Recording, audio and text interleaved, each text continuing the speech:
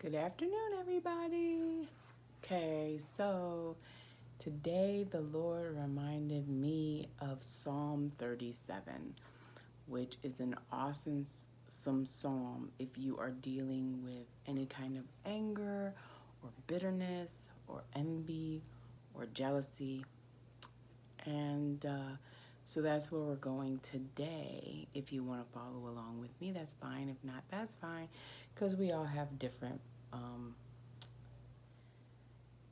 variations of the Bible that we read. So, and I also like to get a concordance. And so as I read certain words stick out to me, then I will look up the root meaning of the word, and it always seems to bring clarity to the scriptures.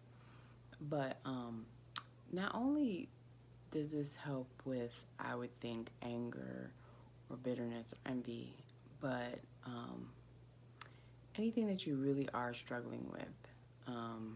So let's start with Psalm 37:1, and it starts off saying, "Do not let anger and envy burn within you, for it lets off a fragrant odor that is not pleasing to the Lord." So at no time do I want to be letting off any kind of odor that is not going to please God, that's going to irritate his nostrils, that is going to make him like God can't live in a sinful situation. Like that's not where he's going to be. He's not going to reside there. He's not going to abide in you when you are allowing the spirit of anger and jealousy to abide. So darkness cannot abide where light is. So if we are walking in the light of God, when we allow that spirit to attach itself to us, then he is not, it's not that he doesn't have his eye on us, but he's not abiding in us in that moment. And you have to make a decision in that moment. Like, am I going to go ahead and allow the spirit of anger to just manifest in my heart and in my thoughts, in my soul, which is my mind, will, and emotions? Or am I going to allow God to teach me how to forgive, that I may live in that peace, with that peace that doesn't make sense, that God promises? So then number 2 says, "Do not let anger and envy burn within you, for the producers of injustice." The producer of injustice is who? We already know, we don't have to speak the name, because they're going to be cut off and seen as foolish. So he's like, you know, God understands that we are human and we have flesh that we have to deal with.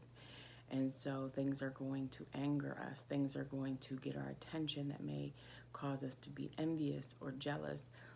But if we can quickly turn to God and say, "God, I don't know what is making me feel this way, but open my eyes to see. Give me discernment to see, and let's heal that area so that I don't have to deal with this anymore." Because jealousy means you're not accepting, and envy means you're not accepting the position that God has for you. That you're saying, "God, you didn't do something right."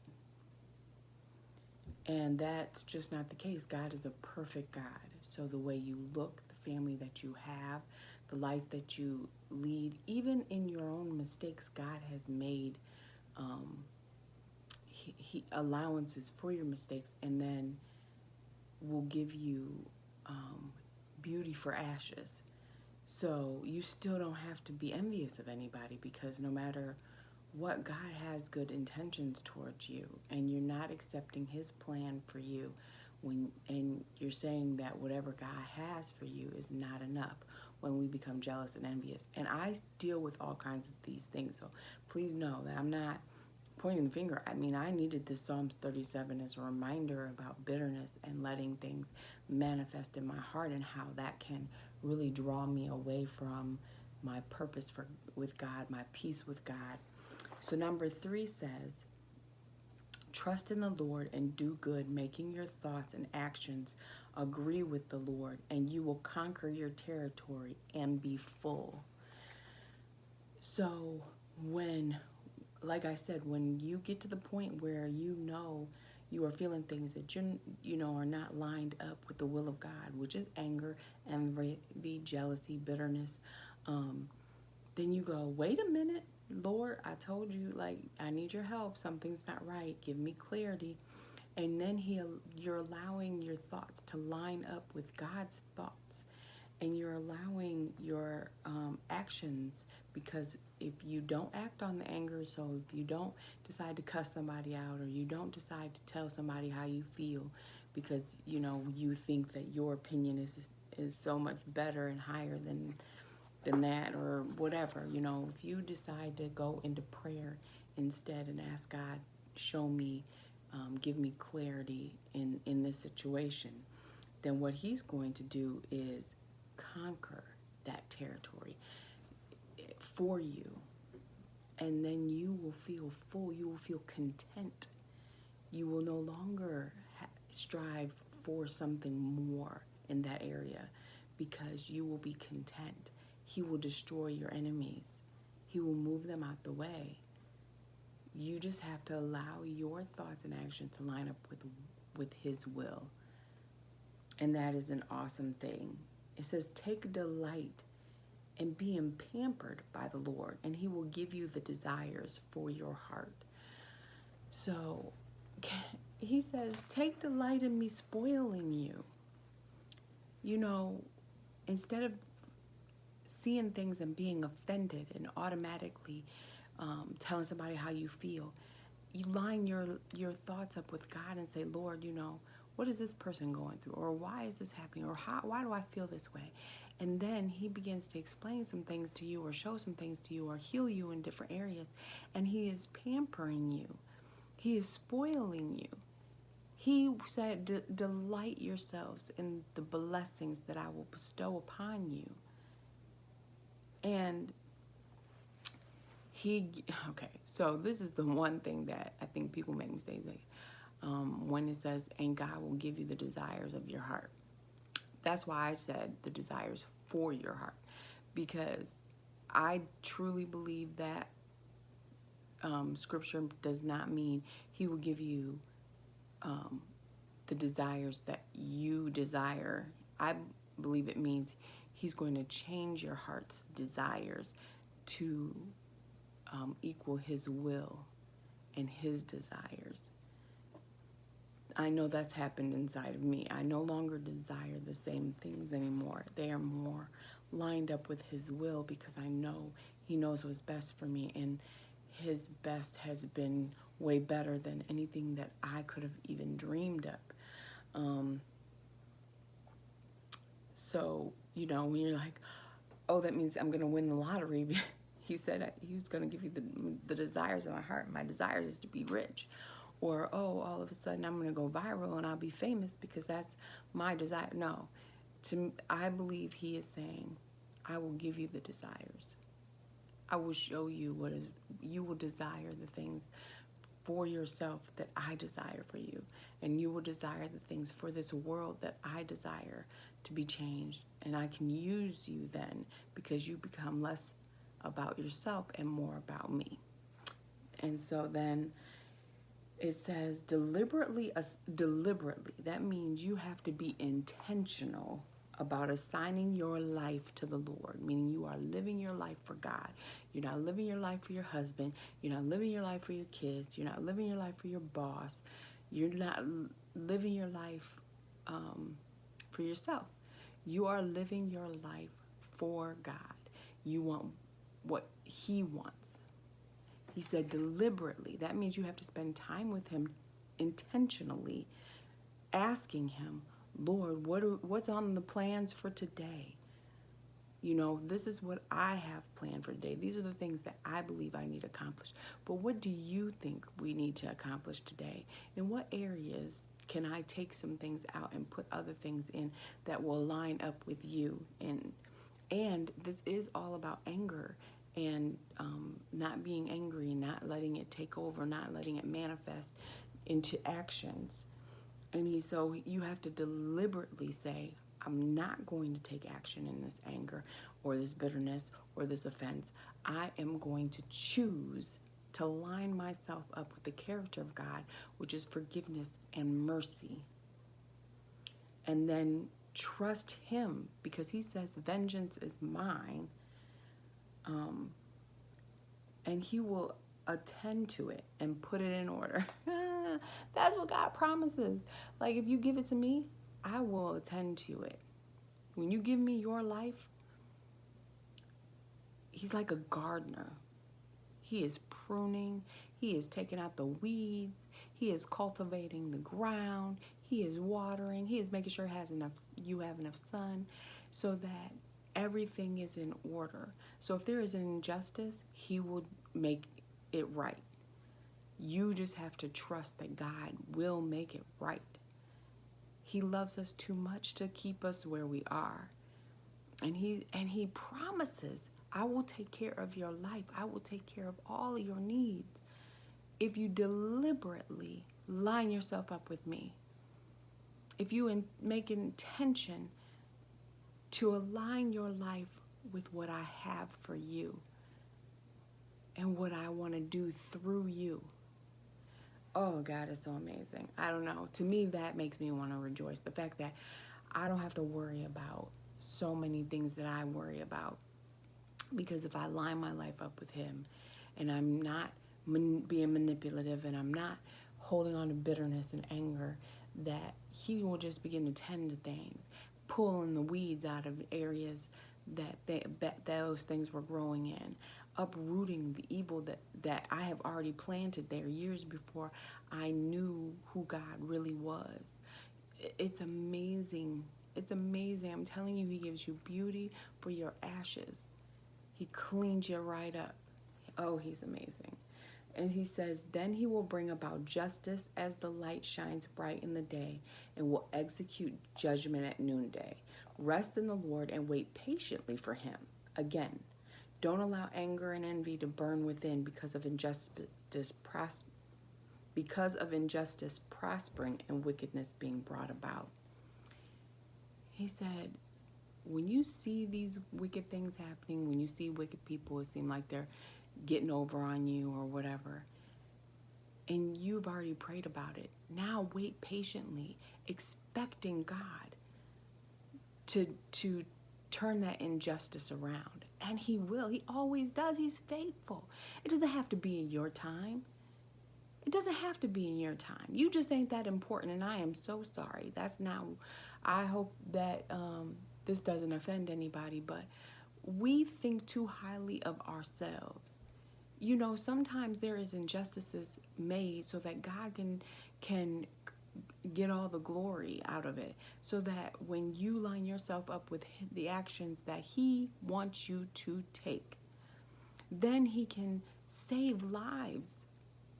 So the people that maybe were doing you wrong, or, you know, was causing an injustice, maybe because of you, what you don't do that they expect you to do, because you did what God asked you to do, maybe their lives will be turned all the way around. You never know who's watching and what effect it will have. And so God is faithful, and he's going to get all the glory. He needs to get all the glory. He deserves all the glory. We don't deserve any of the glory, yet he still allows us to share in his glory when we are not prideful, when we're not walking around in pride and thinking that, you know, more highly of ourselves than we ought, thinking that we deserve that apology, thinking that we deserve a raise. So I just say, you know, allow God to seek the vengeance. Let him work the thing out. And when he does that, it is so much greater than what we would have done. And I use this analogy with David a lot. So, David, Saul was chasing David down to kill him, and had been chasing him down blatantly to kill him. Now, David is hiding in a cave with his men, and Saul comes in to use the restroom, so he's in the most vulnerable state. The men are ready to slice Saul's throat and let David become king. God had already told David he was going to be king. But David said, no, this man was chosen by God, and God did not tell me to kill anybody. So we are not going to attack him. So to prove his point, he cut off a little piece of Saul's robe, and Saul left out, and then David came out. And Saul ended up saying, you're a much better man than I, when he saw that David had been in there and could have taken his life and didn't. But in the end, because David trusted God to seek vengeance, Saul and his entire family was taken out. David became king, and was called a man after his own heart. David didn't have to seek the vengeance. God had everything in his hand and in total control. And that's what we have to remember. God is not forgotten you. He wasn't surprised by somebody else's actions against you, and he did not forget anything that you had to say. And he did not forget and say, oh, they deserve this or they deserve that. No, he's working something out through you. It might be something that he needs to change in you, or it might be something that somebody else needs to see in you to change. Either way, he's in total control. And so to align your life up, God said, I'll tend to it. I will correct the injustice. I'll take care of it. Just trust me. Wait patiently. Don't allow that anger to manifest in you. He says, cease from anger and depart. Be free from rage, which is a poison and will lead you to leaning on your own understanding to do evil. So don't meditate on the problem. Don't lean into your own understanding. In all your ways, acknowledge God, and he will direct your path. He is saying, don't let that manifest and be free. Don't you want to be free? Instead of walking around all pent up and tell everybody about what injustice happened to you today, and then ask them for their opinion until you get to the person who's going to agree with what you really want to do, what your flesh really wants to do, which is set somebody right. No, keep your mouth shut. Take it to the Lord, and then move out of the way. And God said, in that way you are free, because otherwise being angry at somebody is like eating the poison but expecting them to die. Holding on to that bitterness and rage is literally like eating the poison yourself but expecting the other person to die. It doesn't work. It just doesn't work that way. God said, for evildoers will be made foolish and brought down in size, but those who wait upon the Lord will take possession, authority of their territory. For in a little while the wicked shall have no authority over that territory and will try to understand their position. But because you lined yourself up with God, especially if you decide to praise him and worship him in spite of all that's going on, oh my goodness, the territory is yours.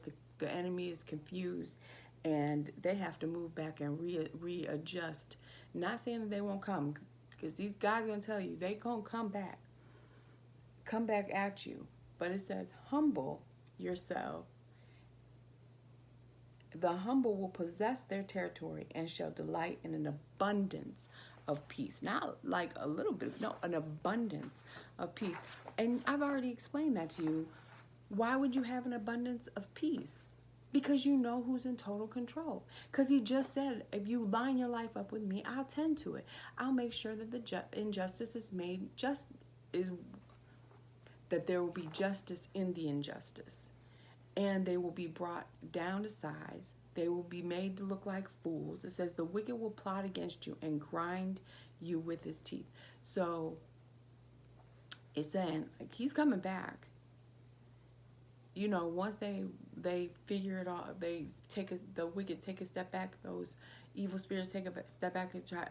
Why are they praising? Why aren't they angry? Why aren't they fighting? Why aren't they causing the havoc that I intended them to cause?